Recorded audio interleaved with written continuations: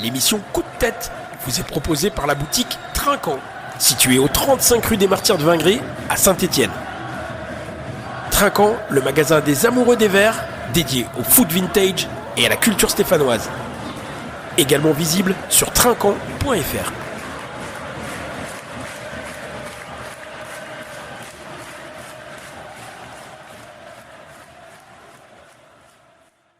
Salut à vous, chers auditeurs. Bienvenue dans l'émission Coup de tête, l'émission Rock and Foot qui analyse et décortique l'actualité des Verts. 28e journée de championnat de Ligue de Becté. Saint-Étienne recevait les Hauts-Savoyards. Annecy, et il n'y a pas eu photo. 4-0 en faveur de nos Verts. On reviendra donc dans cette émission longuement sur ce match-là. On excuse Eric qui est malade. Il est peut-être dans son lit en train de nous écouter. Donc salut à toi Eric. Et puis Olivier qui est juste à côté de moi. Salut à toi Olivier. Salut à tous. Je lui ai pourtant dit d'arrêter de se mettre torse nu le samedi soir à Geoffroy Guichard. Ouais. Il persévère. Pauvre vieux, il était en corner. Il était en corner. Bref, dans cette émission, donc, retour sur cette rencontre, sur cette belle victoire face à Annecy. Il y aura une page alti-ligérienne, une page moitié, les verres à moitié plein et verres à moitié vide, une page agenda, et on clôturera l'émission avec les coups de cœur et les coups de tête. Tout ça entrecoupé de morceaux musicaux. L'émission Rock and Foot oblige. Alors peut-être qu'il y aura 3 titres aujourd'hui puisqu'on n'est que 2, Olivier. Avec plaisir. On verra tout ça parce que ça va faire beaucoup parler, mais il y a énormément de choses à dire et on commence tout de suite avec le match du week-end. Vous écoutez l'émission Coup de tête. Voici le match du week-end. Alors ce match du week-end...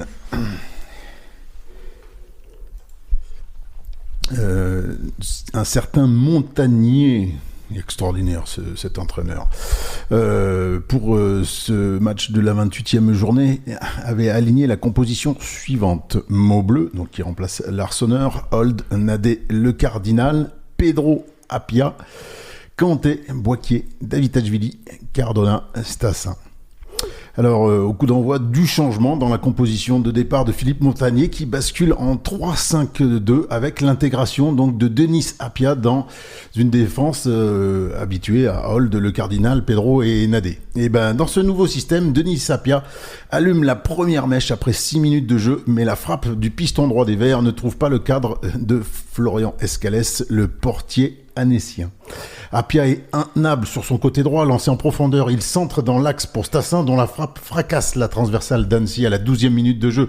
Les Verts multiplient les courses dans le dos de la défense adverse. Cardona bute sur Escalès et ça donne un corner. Hold et Davitashvili combinent ce coup de pied de coin et le ballon revient sur le Géorgien qui centre au second poteau pour Kevin Pedro qui de la tête vient ouvrir le score en faveur de l'ASSE à la 18e minute de jeu. Geoffroy Guichard exulte, les joueurs de Montagnier insistent à l'image de Le Cardinal qui combine avec Apia sur le côté droit, puis centre, dévié, Stasien en embuscade se joue de la défense adverse et remet tranquillement en retrait pour Cardona qui n'a plus qu'à conclure dans une cage vide 2-0 à la 23e minute de jeu.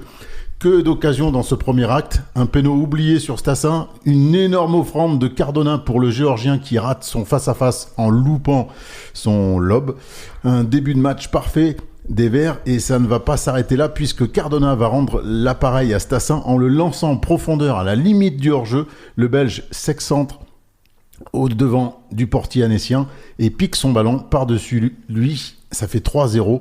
À la 33e minute de jeu. Le tableau d'affichage ne bougera plus dans ce premier acte malgré de nombreuses tentatives stéphanoises jusqu'à donc à l'arrêt de cette première mi-temps. Le rythme est redescendu en seconde période avec des Verts plus patients au regard du score, ce qui ne va pas empêcher Davitashvili d'y aller de son but après un corner mal repoussé à la 63e minute de jeu. Ça fait 4-0.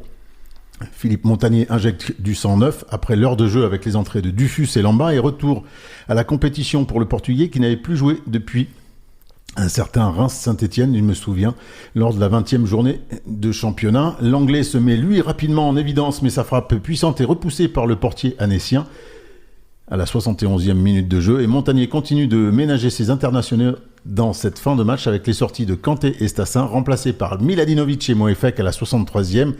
Et sur la pelouse, plus grand-chose. Annecy a abandonné et les Verts, tout en gestion jusqu'au coup de sifflet final de l'arbitre. Un succès qui permet aux joueurs de la SSC de revenir à 4 points du leader, 3.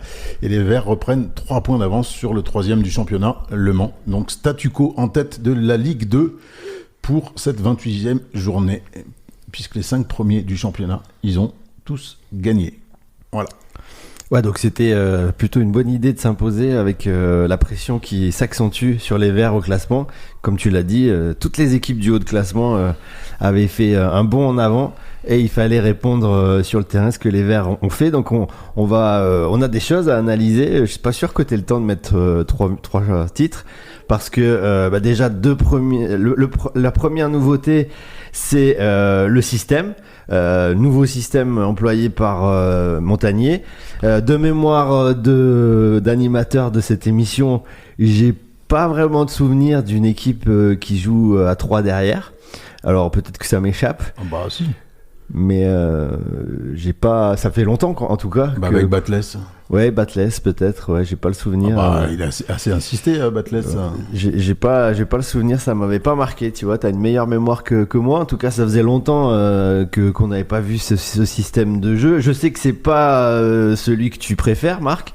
Donc, je voulais te poser la question. Tu as été, on va dire, ça t'a réconcilié avec le 3-4-3? Oui, alors j'étais dubitatif lorsque on nous a annoncé ce 3-5-2. Hein, c'est Eric que j'ai croisé juste avant de rentrer dans Geoffroy Guichard. Je l'avais croisé et il avait vu donc le 11 aligné et j'étais relativement surpris et dubitatif. Et il faut dire que c'est pas évident, bizarre de changer, mais comme quoi ça paye. Après, si tu tentes ça, il faut aussi que l'équipe adverse ne contre pas ce schéma tactique. Et bizarrement, et au bout d'une minute, j'ai vite compris que les Annéciens, ils étaient 4 devant. 4 devant. 4 de 4, ouais. Ouais. Ils étaient 4 et ils faisaient le pressing. Ouais. Mais si le pressing, si tu chopes pas le ballon, et ben tu t'exposes. Et c'est exactement ce qui s'est passé. Donc, est-ce les Verts ont maîtrisé réellement ce nouveau système? Oui, mais surtout à cause du bloc haut adverse qui leur a facilité la tâche. Alors voilà, peut-être est-ce que c'est dû au match nul, la prestation un petit peu moyenne des Verts à Grenoble, et puis il faut pas oublier que c'est aussi le schéma préférentiel de Montagnier, donc on risque de le revoir ce système, voire même il risque de s'installer dans cette équipe. Il a l'air de changer souvent. Mais c'est quand même son système. Je crois qu'à Toulouse, il jouait tout le temps de cette manière-là avec Toulouse en Ligue 1. Donc peut-être que c'est un système qu'on va voir s'installer. À ton avis, c'est dû à quoi ce changement tactique? Est-ce que tu as une explication? Parce qu'avant le match, on pouvait pas forcément se douter du résultat, de la tactique d'Annecy peut-être. Après, moi, je me suis dit c'est qu'il a regardé les matchs d'Annecy et qu'il trouve que c'est le meilleur schéma pour contrer cette équipe haute-savoyarde. Mais non, je m'attendais pas à... j'étais surpris, quand je dis dubitatif, mais j'étais vraiment surpris de ce 3-5-2. Et après, il s'est sûrement aperçu au fil des matchs et puis aux entraînements que c'était possible avec les joueurs qu'il a sous la main. Donc c'est plutôt bon signe. Et il joue son rôle d'entraîneur, quoi. Et voilà, il peut modeler en fin de compte son effectif, son 11 de départ comme bon le semble. Donc c'est ce qui montre une certaine intelligence de jeu, une intelligence d'entraîneur. auquel on n'était pas habitué ces dernières années. Alors on lui a posé la question avec une possibilité de réponse qui était d'intégrer Chico Lamba, parce que c'est vrai qu'il y a pléthore de défenseurs centraux, hein, puisque Bernauer va aussi revenir. Donc c'est vrai que c'est un système qui permet de faire jouer 3 centraux avec Pedro, on a le Cardinal, évidemment Nadé, et puis Bernauer et Chico Lamba, tu disais qu'il va falloir réintégrer parce que c'est un joueur qui potentiellement est titulaire. Donc et en fait il a dit non, c'est pas forcément la raison. La raison c'est qu'on a des latéraux qui jouent haut. Et donc on voulait les utiliser aux 2 extrémités du terrain. Est-ce que ça a fonctionné les 2 pistons qui étaient Apia et alors Apia avec les voilà, c'est pas l'attaquant rêvé jusqu'à présent, il nous avait pas montré une palette énorme au niveau offensif. Est-ce que là aussi t'as été convaincu? Alors c'est pas attaquant, hein, mais il a vraiment joué son rôle de piston et moi je me souviens que c'est lui qui adresse un des premiers buts de Stassin il y a 1 an et demi, hein, je crois que c'est à Toulouse. Il fait un superbe centre au stadium, un match qu'on perd, je crois 2 buts à 1, mais je sais qu'offensivement il peut adresser des bons centres. Il était dans les bons coups l'année dernière. Ce qui est surprenant, c'est que jusqu'à maintenant Apia, depuis le mois d'août, il a très très peu joué, quoi. Et effectivement, ce rôle de piston lui convient plus parce que peut-être qu'il défend moins, mais avec les largesses du bloc au Savoyard, ça a peut-être facilité ce jeu offensif lors de la première mi-temps. Il a été étincelant sur son côté droit les 20 premières minutes. C'était c'est lui donc qui allume la première mèche et qui passe au-dessus du portier annécien, mais il a été dans les bons coups. Et de l'autre côté, Hold, qui est donc un ancien attaquant, lui aussi il a brillé avec ce rôle de piston. Il a fait énormément de mal sur son flanc gauche, quoi. C'est vrai qu'ils avaient un maximum de liberté et ils en ont profité, les 2 latéraux stéphanois. On va tout de suite parler de quelqu'un qui a brillé. Non, je voulais avant revenir sur le début de match. La tactique d'Annecy, elle a quand même failli fonctionner quand on voit le nombre de hors-jeu auxquels se sont fait prendre dans les premières minutes. Je crois que j'ai compté, il y a au moins 5 hors-jeux dans les 20 premières minutes. Donc cette tactique de jouer côté Stéphano, ouais, les anciens qui jouaient défensivement très haut, ils ont réussi à mettre hors-jeu assez souvent les Stéphanois. Et c'est vrai que le match est à sens unique, mais au début du match, voilà, si on marque pas le premier but rapidement, j'ai trouvé cette équipe d'Annecy qui avait énormément de qualité, y compris tactique, parce que dans un premier temps, ils ont réussi à avoir les Stéphanois au piège du hors-jeu.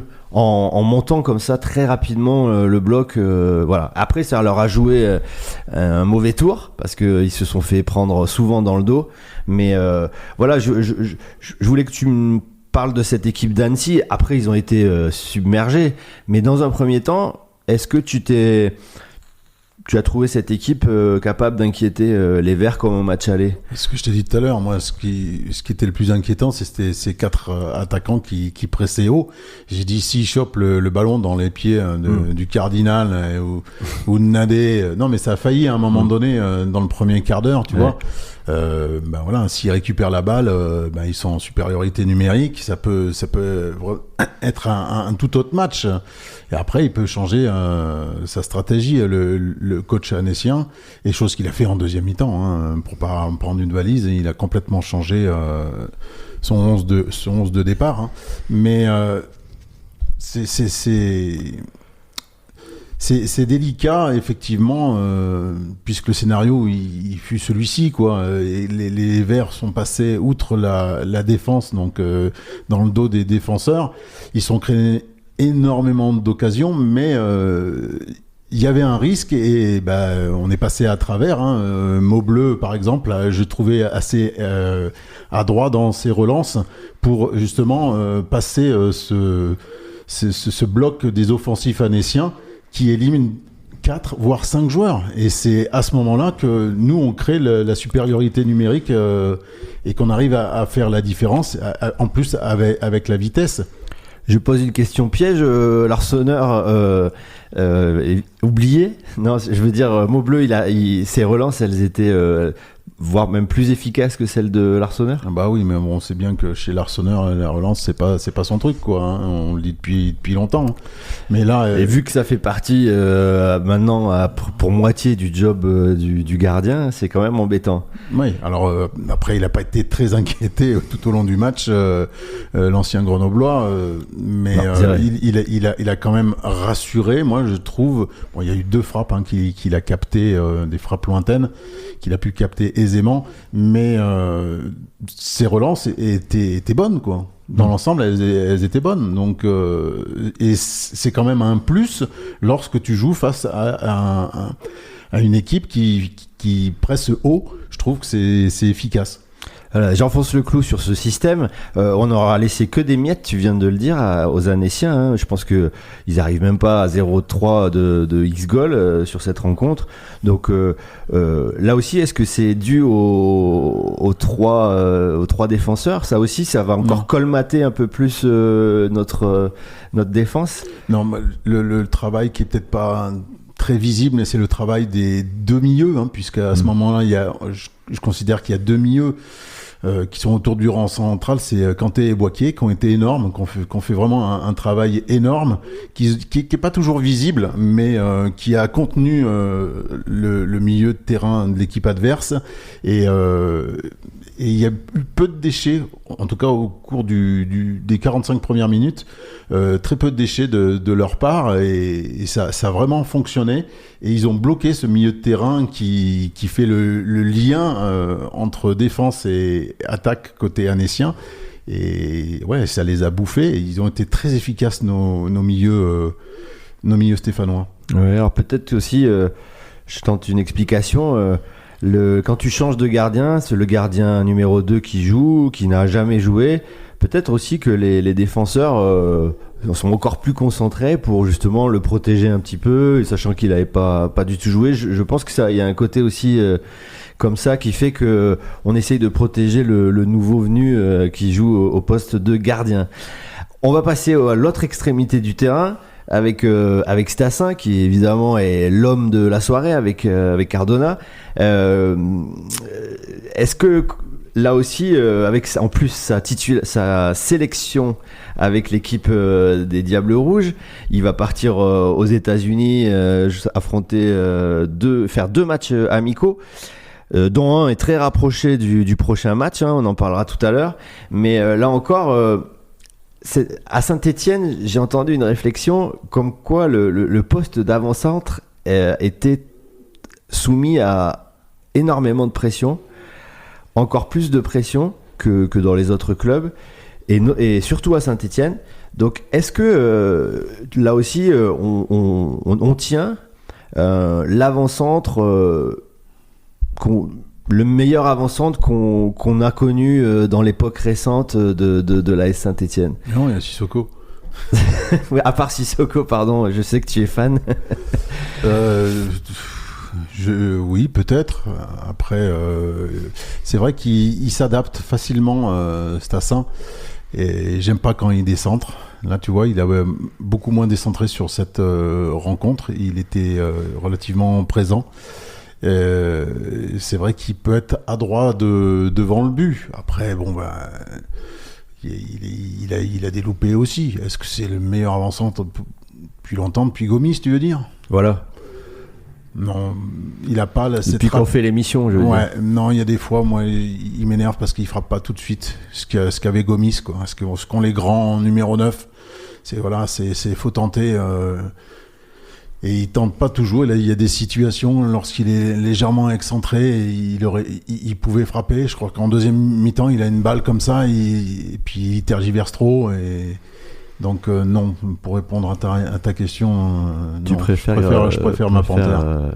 Bafetimbi Gomis. Ouais. D'accord. On posera la question à Eric dans 15 jours quand il reviendra. Alors sur ce match, par contre, Stassin, il a été étincelant. Ouais, mais comme Cardona, ouais, comme bien Appia, comme Boaquier. Il nous a gratifié de sa spéciale avec le petit lobe, la petite pichenette au-dessus du gardien. Il l'aime bien celle-ci. Et c'est vrai quand il l'a réussi, c'est magnifique. Bon, je t'ai posé la question sur Stassin, alors je vais enchaîner sur Cardona. Comment t'expliques que c'est tout bon ou tout faux avec Cardona, parce que c'est très irrégulier quand même. Ouais, mais regarde là, c'est un match particulier parce que Annecy est venu avec un bloc haut, donc tu as des espaces que tu n'as pas dans les autres matchs, notamment sur le match précédent à Grenoble où tu étais face à un bloc compact. Là, tu as quand même des espaces et puis sa vitesse et la vitesse de nos attaquants a pu faire la différence. Mais c'est vrai, le ballon qu'il offre sur le troisième but à Stassin, là, où enfin, il regarde à gauche, et puis il lance, mais parfaitement à la limite du hors-jeu. Stassin, c'est une pure merveille, cette passe-là en profondeur. Et tu vois, là, il a le rôle de milieu à ce moment-là. Hein. Mais voilà, et puis il offre un caviar à David Tachvili. Ils ont fait la différence sur les côtés, et ça fait vraiment plaisir. Et puis il centre, quoi. Chose que le Norvégien interdisait de centrer, ce qui était complètement aberrant quand tu joues au foot. Là, t'as des centres un petit peu de partout, des centres qui, regarde le premier but, le centre il vient de derrière, avec Orneland c'était interdit. Bon ben voilà, ça mène le pion sur un coup de tête de Pedro. Le deuxième but c'est un centre en retrait. Le quatrième but ça vient suite à un corner, c'est Stassin qui récupère le ballon, il centre, bon c'est dévié mais c'est un centre dans la surface de réparation, ça amène du danger, c'est évident. Donc moi je trouve qu'il y a des largesses côté annécien qui ont facilité en fin de compte pour que des Cardona, des Stassin, des David Tachvili brillent, c'est évident. Ah bah, ils ont brillé tous les trois, ils nous ont offert un véritable concerto, mais je crois que c'est pas un concerto que tu nous as préparé comme premier titre. Un premier titre, non, c'est le titre Chase Game, donc c'est le jeu d'échecs, hein. Le foot est aussi un jeu d'échecs, on l'a bien vu avec Montagnier, qui a une tactique particulière pour contrer les Annéciens. C'est une artiste annécienne, donc qui vient d'Annecy, qui est passée sur Arte Concert il y a quelques semaines.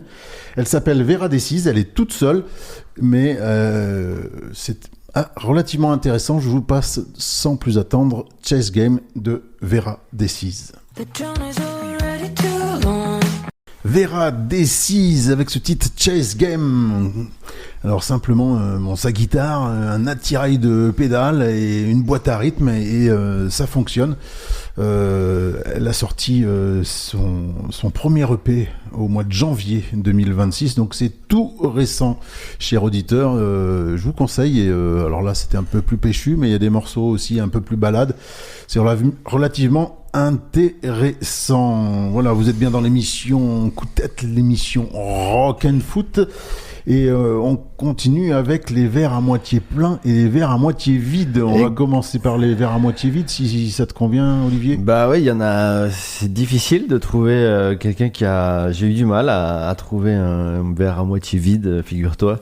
Donc je vais te laisser la parole. Bah si, les entrants. Miladinovic. Oui. Qui a ralenti le jeu, je trouve.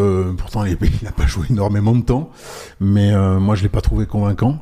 Mouefek, un petit peu en deçà, même si il y a un bon ballon à un moment donné, là, il récupère un bon ballon. Mais moi, j'ai trouvé les entrants pas à leur avantage. Et je m'arrête là-dessus. J'ai parlé des milieux. Effectivement, ils ont tous brillé. Ouais. Nadé a été irréprochable comme son acolyte. Pedro, il a marqué son pion. Il se fait dépasser, hein. Moi je l'ai déjà dit, en deuxième mi-temps, il se fait dépasser à la course, hein, sur son aile. Hein. Bah, sur le côté, là, je me souviens, dans la surface de réparation, c'est pas la première fois. Voilà, c'est le seul regret que j'ai avec ce joueur. La vitesse. Ouais, la vitesse, et les attaquants, ils prennent le dessus, hein, et ça s'est vu à Grenoble. Hein. Après, je peux peut-être dire Dufus, parce que, bon, si le club veut en faire le successeur de Stassin, on sait jamais, eh bien, je pense que ça va être compliqué, c'est pas du tout le même. D'ailleurs, Montagnier le fait jouer sur le côté. Avant-centre, j'ai pas trouvé non plus qu'il était fantastique. C'est pas le même match à ce moment-là aussi. Hein. Les autres, ils défendent à 4. C'est pas du tout le même système. Hein. Ouais. C'était beaucoup plus difficile, avec un milieu beaucoup plus dense côté annécien. C'est pas la même chose. Si tu mets Dufus dès l'entame, je pense que t'as le même score. Hein. Après, je trouve qu'il a moins de capacité à lire le jeu, tu vois, il est plutôt à compter sur sa vitesse, à baisser un peu la tête et à aller vers l'avant. Et ce que j'aime bien avec les autres attaquants, bon, Cardona évidemment, mais même Stassin pour un avant-centre, c'est que il joue avec les autres et il pense, ça c'est pas des tout droits, tu vois. Il y en a beaucoup des joueurs, même en Angleterre, des ailiers là, on les prend parce qu'ils ont leur vitesse. Comment il s'appelle, je pense à même à Manchester City, il y en a un là, Doku, non, qui est super rapide, mais il crée pas du jeu autour de lui. Et Dufus, j'ai l'impression que c'est un peu ce type de joueur. Passons au verre à moitié vide. À moitié plein, pardon, avec les joueurs qui ont donné satisfaction. Je commence si tu veux bien. Oui. Je vais renouveler mon coup de cœur avec Kanté, parce que il avait un rôle ingrat. Je trouve que ce joueur, c'est un joueur précieux, tu l'as dit tout à l'heure. Et sur ce match là aussi, il a donné satisfaction, et ça fait partie des joueurs que j'aimerais bien voir l'année prochaine rester à Saint-Étienne, tu vois. Il est jeune, il est sélectionné avec les espoirs de la Côte d'Ivoire, preuve que voilà, c'est un bon joueur. Et en plus de ça, alors il est peut-être moins à l'aise avec le ballon, mais en tout cas toutes les tâches défensives ingrates, comme tu as dit, il les fait, et avec beaucoup de détermination. Et il protège la défense aussi grâce à ça. Oui. Est-ce que tu as vu autre chose? Après, bien évidemment, Stassin, la ligne d'attaque. Ouais, mais... Alors, la ligne d'attaque, mais moi, il y a un joueur que je l'ai cité déjà la semaine dernière et la semaine encore précédente, c'est le Cardinal. Voilà, il est simplement énorme. Énorme à tout point de vue, et quand tu es au stade, tu t'aperçois plein de petits détails ici et là. C'est lui qui organise les choses, mais tu vois l'image du deuxième but qu'on inscrit, c'est lui sur le côté droit qui cherche le 1-2 avec Apia, et ensuite il arrive à centrer, son centre est dévié, et puis Stassin la récupère pour la mettre en retrait à Cardona, et ça fait le deuxième but. Mais il est omniprésent derrière, c'est propre, et c'est transversal, c'est une pure merveille, quoi. Et quand tu vois Lamba qui le remplace, il essaye une ou deux fois. Bon voilà, tu vois, c'est pas le même niveau, hein, tout simplement. Hein. Alors on connaît aussi avec Nadé qui a du mal avec ses longs ballons. Des fois il arrive à en réussir, mais il en réussit 1 sur 5. Le Cardinal, il en réussit 5 sur 6, quoi. C'est impressionnant, et il apporte, mais dans tout. Lorsqu'il arrive à décrocher, il apporte au milieu de terrain, il apporte sur les côtés, le côté gauche, le côté droit. Moi, il me bluffe, et le voir. Là, j'étais situé en latéral puisque mon cop était fermé, et c'est, une fois de plus, j'ai dit mais waouh, mais quel joueur, quoi. C'est vraiment, il est au-dessus du lot pour moi. Surtout avec cette tactique où il fallait justement avoir quelqu'un qui était adroit sur les transversales pour changer, pour renverser le jeu, pour passer derrière la ligne des Annéciens. Mais ça fait longtemps qu'on n'a pas eu un joueur de cet acabit dans l'effectif stéphanois à ce poste de charnière centrale. Ça fait très très longtemps qu'on n'a pas vu ça. Moi, j'ai pas souvenir d'un gars qui était aussi complet. Vraiment, il me bluffe de match en match. Ouais, alors c'est un grand mystère de le voir, de l'avoir vu quasi tout le temps doublure à Brest. C'est un mystère parce que c'est vrai qu'il... Ouais, mais il a fait des grands matchs quand même il a marqué, dernière. oui. Il a joué, je me souviens, contre le Barça. Il était loin d'être ridicule. Hein, donc c'est sûr que ça forge l'esprit, ça forge le jeu. Hein. C'est vrai qu'il y a Chardonnay aussi à Brest qui joue dans ce qui a ce profil de jeu relanceur, des bons défenseurs relanceurs, et c'est vrai tu peux pas jouer avec deux joueurs relanceurs, il en faut un aussi qui soit plus au contact, au marquage. Là, la paire avec Nadé fonctionne à merveille, y compris quand il y a Kevin Pedro, donc lui il organise un petit peu au centre, et puis deux joueurs qui sont plus au marquage. Et puis on est au 4e clean sheet, je crois. C'est quand même assez impressionnant, on prend plus beaucoup de pions.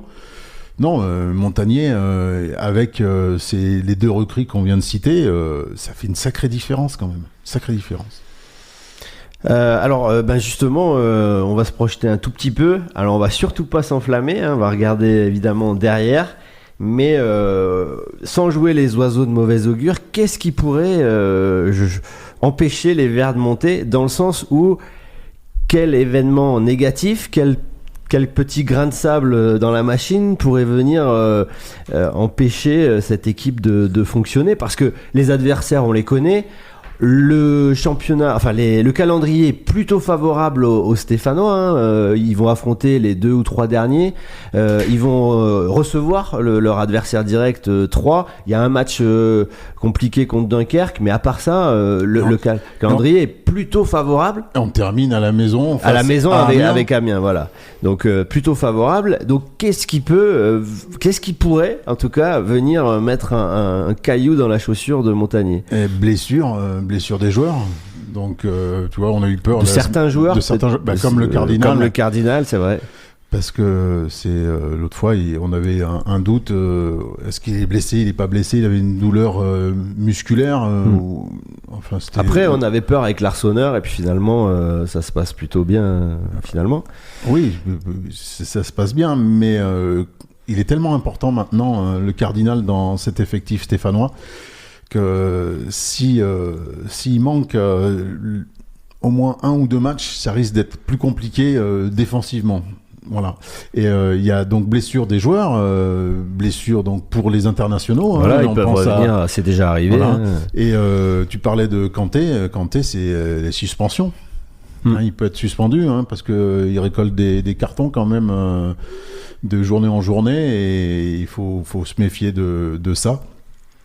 Et voilà, mais après, j'ai tellement confiance maintenant avec Montagnier, et quel plaisir de voir cette équipe stéphanoise depuis qu'il l'a sous son aile.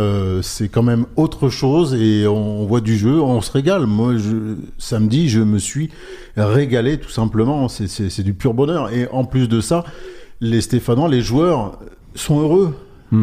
Chose qu'on voyait pas sous l'ère Viking, et il y a quelque chose il y a une émulsion entre eux qu'il n'y avait pas avant. Mais je sais pas, je le sens comme ça. Ils ont retrouvé déjà l'envie de se battre ensemble. Et tu vois, tout le monde a marqué, entre guillemets, les attaquants, ils ont essayé de faire marquer leurs potes tout au long de la rencontre. Bon, il y a eu des loupés, malheureusement, mais même du fus qui rentre, ils ont essayé de le faire marquer. Et ça, on le voyait pas avant. Donc, ça fait vraiment plaisir de voir les Verts de jouer de cette façon sous l'ère Montagnier, tout simplement. Il a fait énormément de bien, et effectivement il n'y a que des blessures et des joueurs suspendus qui peuvent peut-être annihiler le bon parcours stéphanois actuel.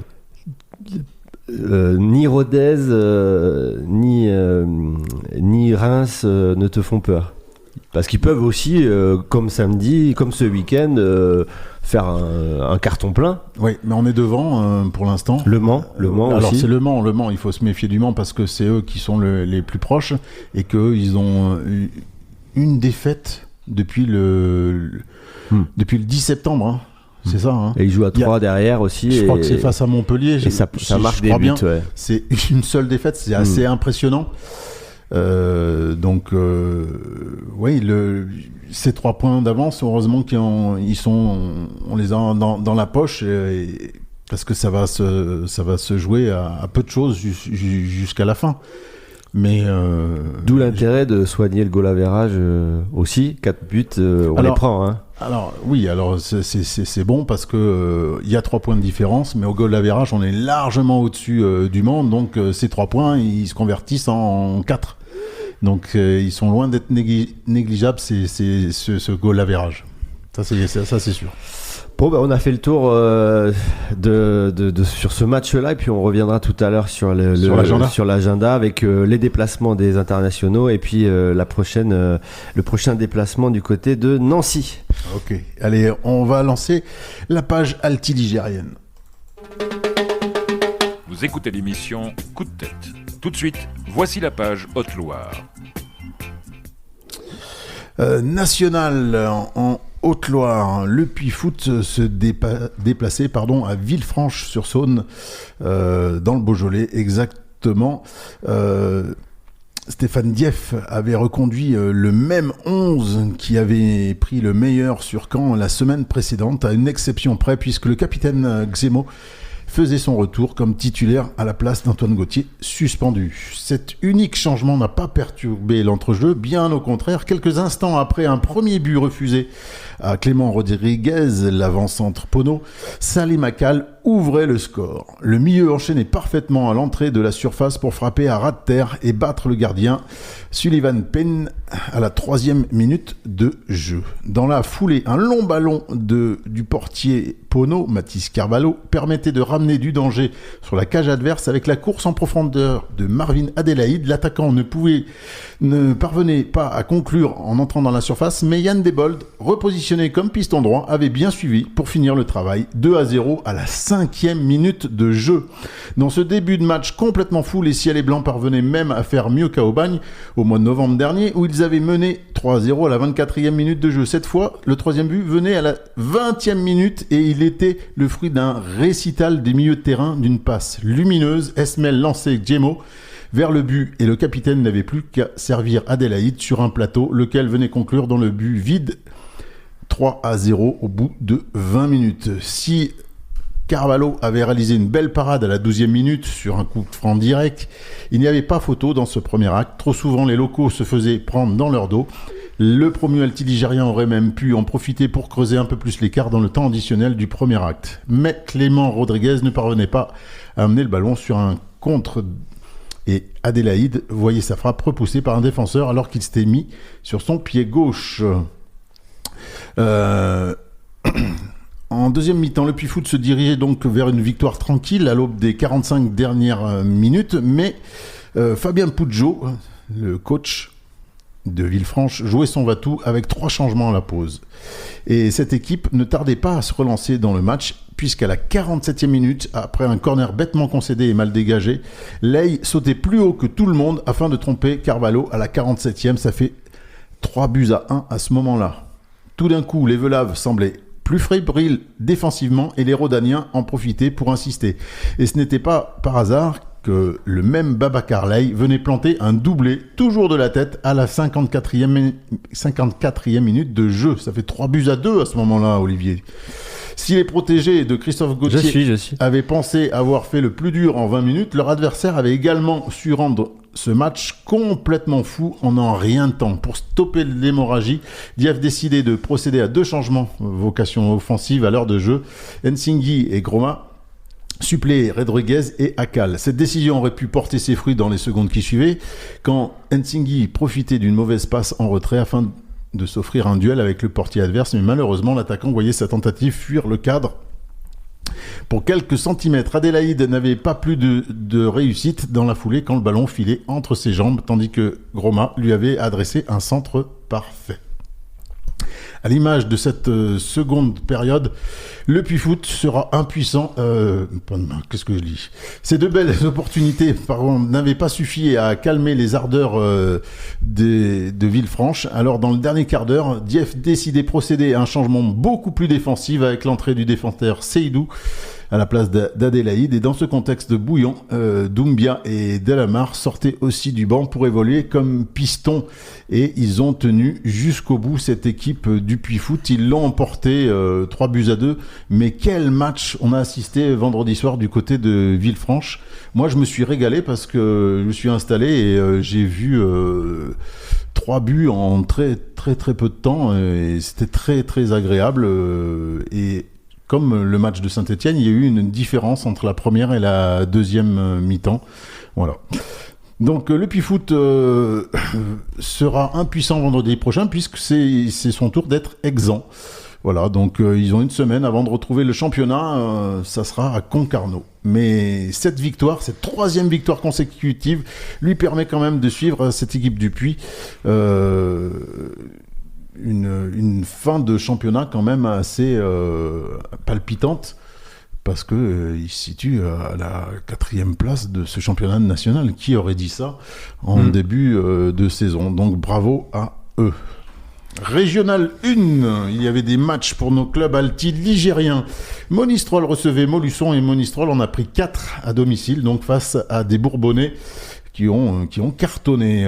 Il y avait un derby alti-ligérien puisque le leader recevait la réserve du Puy et ça s'est terminé par un match nul, 1 but partout.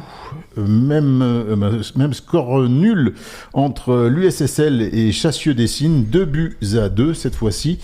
Et Blavozy n'a pu faire que match nul, 1 but partout face à Rion. Régional 2, Brief Softer recevait les Bourbonnais de Vichy et Vichy l'a emporté 1-0. Vichy qui est leader de cette poule A de Régional 2. Dans la poule B de Régional 2, Brioude n'a pu faire que match nul face à la réserve de Rion, 2 buts partout. Et la réserve de Blavozy s'est inclinée à Moulins, 1-0 face à l'AS Moulins. Voilà pour les résultats de l'Alti-Ligérie. On va passer à un deuxième groupe venant de la Haute-Savoie. Ça sera Hippocampe Fou, je sais pas si tu connais. J'aime la vitesse mais jamais à volant d'un bolide allemand. Quand je suis devant la foule, je suis comme à la maison. Le flow d'Hippocampe Fou avec ce titre Replay. Ça envoie du lourd quand même, un point de vue flow. J'ai pas sa diction, hein. Ça c'est clair. Voilà pour les artistes, les auteurs de la région de Haute-Savoie. Vous êtes bien dans l'émission Coup de tête, l'émission en rock and foot, et on enchaîne directement avec l'agenda préparé par Olivier. Vous écoutez l'émission Coup de tête. Voici l'agenda. Ouais, on commence par le programme des internationaux qui, pour certains, va s'avérer être une sorte de grande odyssée. Bon, pas pour Davitashvili puisque le Géorgien va juste faire 2 matchs amicaux contre Israël et la Lituanie, donc ça reste en Europe. Abdoulaye Kanté, lui, va jouer avec les U23 ivoiriens un match amical contre les espoirs marocains. Du côté de Ben Holt, on commence là les longs trajets, les longs courriers, puisque lui il va tout de suite aller en Nouvelle-Zélande. Là, il doit être dans le trajet déjà, et il a 2 matchs amicaux pour préparer la Coupe du Monde contre la Finlande et le Chili. À des heures pas possibles. Il va jouer à 7h du matin pour nous, heure française par exemple. Si tu veux voir Ben Holt au petit déjeuner tranquillement. Cardona, lui, avec Malte, il a un match. C'est le seul qui a un match relativement important puisque c'est, je dis relativement puisque c'est, tu sais, le barrage d'accession Ligue des Nations pour passer d'une division à une autre. Mais c'est important pour ce genre de nation. Et en effet, c'est un match aller-retour contre le Luxembourg qui est une bonne équipe. Ça va être compliqué pour cette équipe de Malte. Stassin, lui, va aussi rejoindre les États-Unis puisque il va affronter l'équipe américaine sur son sol et également le Mexique, avec peut-être l'opportunité de jouer, peut-être pas titulaire au début du match, mais parce que Lukaku, on l'a appris aujourd'hui, est blessé, ne sera pas là, donc l'avant-centre belge est en forfait. Il y a un tapis rouge pour Lucas Tassin, hein, et on espère que ça va sourire pour lui, mais qu'il nous revienne surtout en pleine forme. Et puis voilà, c'est les jeunes joueurs stéphanois, c'est Stojkovic qui va rejoindre sa sélection de U19 Serbie. Tout comme Paul Aymar et Axel Dodot pour les U19 France. Alors eux, ils font les qualifications pour l'Euro qui aura lieu en Angleterre, et ce sera 3 matchs contre plein d'équipes différentes du côté du Portugal. Donc voilà. tout ça pour dire que la semaine prochaine, c'est la trêve internationale. Exactement. Il n'y a pas de match des Verts. Par contre, on retrouve la 29e journée de championnat de Ligue de Becté. Saint-Etienne en déplacement, il se déplace à Nancy. Samedi dans 15 jours à 20h, comme d'habitude, j'allais dire. On a désormais pris un abonnement pour le samedi soir 20h. Alors cette équipe de Nancy, elle est 15e au classement, elle est juste devant la place de barragiste. Pour l'instant, ils ont un petit matelas de confort par rapport aux 3 équipes qui sont derrière eux. Mais ils sont pas... Alors, franchement... sur leur terrain, il y a 4 victoires, 2 nuls, mais par exemple 8 défaites. Mais faut pas oublier que c'est une des rares équipes à avoir réussi à vaincre 3, les Stacks. Ils ont battu 3 chez eux, par exemple. Donc ils ont le droit d'espérer. Et en tout cas, l'entraîneur Pablo Correa, dans la plus pure tradition des entraîneurs français, s'appuie sur une défense solide avec un bon gardien, hein, qui a vraiment l'habitude de cette Ligue 2, Basilio, et puis une ligne défensive. L'ancien portier de Guingamp. Ouais, tout à fait. Il est une ligne défensive qui reste costaud. Parfois, il joue à 5 aussi, mais pour le coup, c'est vraiment 5 défenseurs. Et moi, par rapport au match aller, c'est l'équipe qui m'avait fait la moins bonne impression de ces équipes de Ligue 2, simplement parce que j'avais trouvé qu'il y avait un manque d'ambition totale dans le jeu. Là, on a vu que Annecy en avait et ils ont rien eu. Les Verts ne leur ont laissé que des miettes. Donc, si les Verts rééditent les mêmes prestations, voilà, même contre Grenoble avait fait un super match. Et bizarrement, ils ont viré l'entraîneur, tu vois, juste après leur défaite de ce week-end. En tout cas, Nancy m'avait fait pas une très grosse impression. Qu'est-ce que tu attends de ce match? Est-ce que les Nancéens te font peur? Les matchs à l'extérieur, oui, c'est maintenant, je trouve ça plus délicat, hein, relativement. Quand on voit un match à Grenoble avec un bloc bas, c'est compliqué pour cette équipe stéphanoise. Donc on verra, mais effectivement, Grenoble est quand même d'un autre acabit que Nancy. Mais il faut se méfier de ces Nancéens. Et moi, je pensais que le match allait être à huis clos. Mais pas du tout, hein. Et puis je pense qu'ils vont faire le plein pour une affiche des années 80, hein. Nancy contre Saint-Etienne, hein, les années 70 et les années 80. On a eu souvent, hein, même je dis ça, mais même les années 2000, hein, c'est que Nancy, c'est quand même un club qui a joué dans l'élite du football français pendant des années, évidemment. Ok pour l'agenda, et on enchaîne avec les coups de cœur. Vous écoutez l'émission Coup de tête. Voici les coups de cœur. Alors, il faut juste que je retrouve mes petites notes. Mais du côté des coups de cœur, j'ai noté la retraite de Dimitri Payet. Hein, je me souviens de ce joueur, et il a quand même marqué le coup franc pour le 100e derby. Faut pas l'oublier. Il a raccroché les crampons très ému. Plutôt à Marseille, bien sûr, mais à Saint-Etienne, je me rappelle encore de son arrivée au Chambon-sur-Lignon, un entraînement où personne ne savait trop d'où il venait et comment il fallait prononcer, surtout Payet, Payette, etc. Donc, je voulais aussi dire que l'équipe de France allait jouer en vert, figure-toi.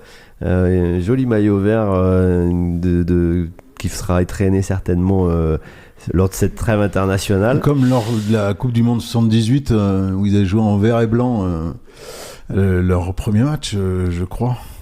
Des fois, c'est qu'ils n'avaient pas assez de maillots, c'est ça, non? Non, mais c'est là, il y avait eu un souci de maillot en 78, je me souviens. Mais je me souviens de Platoche qui avait un maillot vert et blanc. Puis qu'est-ce que je voulais rajouter? Aulas, en parlant des Verts, bien Jean-Michel Aulas a été battu par les Verts, ça fait toujours plaisir. Et puis je l'ai dit tout à l'heure, une belle opportunité pour Stassin pour s'illustrer avec les Diables Rouges et faire monter les enchères. Il va être dur à garder s'il marque maintenant avec la Belgique et qu'il est sélectionné pour la Coupe du Monde. Ça va être dur de le garder, le Stassin. Ouais. Bon, j'ai plein de coups de cœur, Olivier. Donc, le premier, ça sera Didier Pasquale, l'ex-PDG à Flelou. Il y a un très joli interview dans le site Poteau Carré. Je vous conseille, cher auditeur. Il s'insurge contre les sanctions collectives, qui est pour lui une entrave à ses droits. Je vais vous citer certains passages de cette interview. Il dit: je suis très clairement pour l'utilisation des fumis, et l'hypocrisie qui entoure ce sujet m'insupporte. On aime bien utiliser nos images pour faire la promotion de la Ligue 1 et la Ligue 2, tout en nous sanctionnant. Je suis surpris que personne n'ose demander des comptes à la Ligue. Elle collecte des sommes conséquentes chaque année au titre de sanctions. Comment ces sommes sont-elles fléchées ? Pourquoi ne pas les affecter à des études sérieuses sur l'usage des fumis ? Je précise que je suis pour l'usage des fumis avec une évolution de la loi qui les interdit. Interdire est la solution de facilité plutôt que d'interdire. On pourrait par exemple demander au groupe de former des responsables sécurité. Il dit encore une fois, sanctionner est facile à la portée du premier venu, et compte tenu que personne ne s'insurge véritablement contre ces sanctions, il n'y a aucune raison que cela change. Et quand on a une commission d'appel qui alourdit très souvent les sanctions, c'est le meilleur moyen de conduire les clubs à l'acceptation. Si je peux me permettre, je trouve que la question naïve, je pense que les différentes commissions et enquêtes ont suffisamment mis en lumière les dysfonctionnements de la Ligue, et pour autant rien ne change. Cherchez l'erreur. Pourquoi des diffuseurs ne se plaignent-ils pas de l'image qui résulte de retransmettre un match avec des tribunes vides? Pourquoi vendent-ils l'ambiance à Geoffroy Guichard sans émettre la moindre critique contre les sanctions? Et quand personne ne s'offusque du coût d'acquisition du siège social de la Ligue, on peut comprendre qu'il faut être téméraire pour oser mener un quelconque combat à son encontre. Cette opacité me dérange. C'est un supporter des Verts, il est présent, il est abonné, il fait des déplacements, il dit qu'il est à 8 à 10 déplacements par an dans le parcage visiteur à chaque fois. Grand coup de chapeau à lui, et je me reconnais en fin de compte dans ses propos. C'est une très très belle interview donc dans le site Poteau Carré. Un autre coup de cœur, le but de l'Atlético, le but de Molina, même si dans le derby madrilène, ils sont inclinés l'Atlético, mais le but de Molina, comme la semaine dernière, est une pure merveille. Voilà. Comme quoi tous les week-ends. Et un dernier coup de cœur, avant le match, en mangeant vers un food truck, il y avait 6 Anglais qui étaient là, et j'ai pu échanger avec eux. Ils avaient une vingtaine d'années, et je dis ils étaient tous habillés avec des maillots de Saint-Étienne. Ils parlaient pas un mot français, donc j'ai échangé un petit peu avec eux. Ils descendaient simplement, ils venaient de la région de Liverpool. Ils venaient simplement assister au match des Verts parce qu'ils sont fans des Verts. Je dis mais pourquoi? Ils disent we love green.